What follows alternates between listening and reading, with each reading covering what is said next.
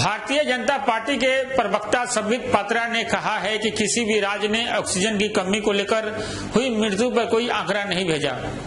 किसी ने ये नहीं कहा कि उनके राज्य में ऑक्सीजन की कमी को लेकर मौत हुई है। चाहे महामारी, चाहे वैक्सीन का विषय हो, हर विषय में झूठ बोलना, हर विषय में भ्रम फैलाना और हर विषय में लोगों को बरगलाना, ये राहुल गांधी जी ने एक ट्विटर ट्रोल के रूप में काम करते हुए किया है।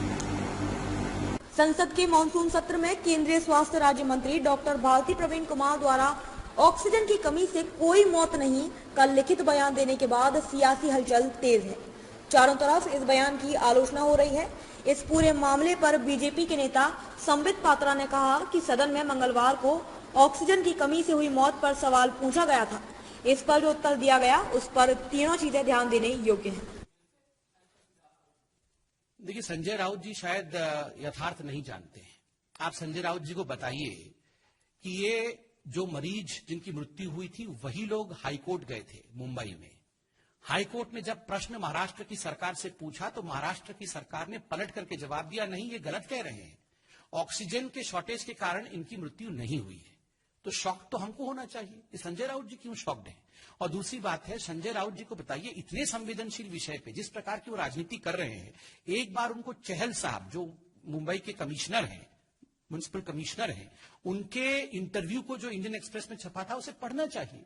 खुद चहल साहब ने कहा है कि जब ऑक्सीजन की शॉर्टेज हुई थी महाराष्ट्र में, उन्होंने गृह मंत्रालय को फोन किया था और 15 से 20 सेकंड के अंदर गृह सचिव जी ने, कैबिनेट सेक्रेटरी ने बल्कि, उनको रिप्लाई दिया था और तुरंत ऑक्सीजन भेजा था। उन्होंने धन्यवाद भी किया था और उसी इंटरव्यू में कहा था कि केंद्र सरकार के ऊपर लांछन लगाना या उंगली दिखाना ये बिल्कुल उचित नहीं है, राज्यों से गलती हो सकती है, केंद्र सरकार ने अपना कर्तव्य संपूर्ण रूप से पूरा किया है, ये खुद मुंबई के कमिश्नर ने कहा है।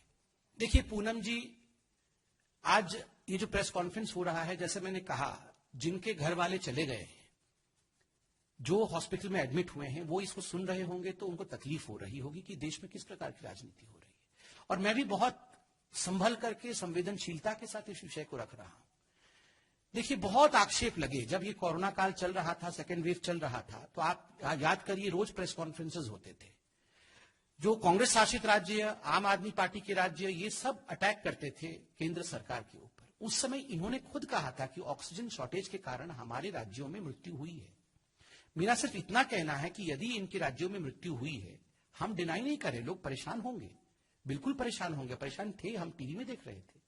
मैंने कहा अगर मृत्यु हुई है तो हमने तो नहीं रोका है, हमने किसी के हाथ को नहीं बांधा है। ये लिखित में जवाब मांगा गया था राज्यों से, राज्यों को दे देना चाहिए, सत्य बोलना चाहिए। हाईकोर्ट में भी क्या उन्होंने झूठ बोला जब ये कहा कि एक भी मृत्यु ऑक्सीजन की शॉर्टेज के कारण से नहीं हुआ। बाकी जो आप कह रहे हैं बीजेपी शासित राज्य, देखिए बीजेपी शासित राज्य में भी लोग परेशान तो हुए होंगे, ऐसा मैं कहूंगा कि वहां बिल्कुल परेशानी नहीं थी, ये तो उचित नहीं है, लोग देख रहे हैं।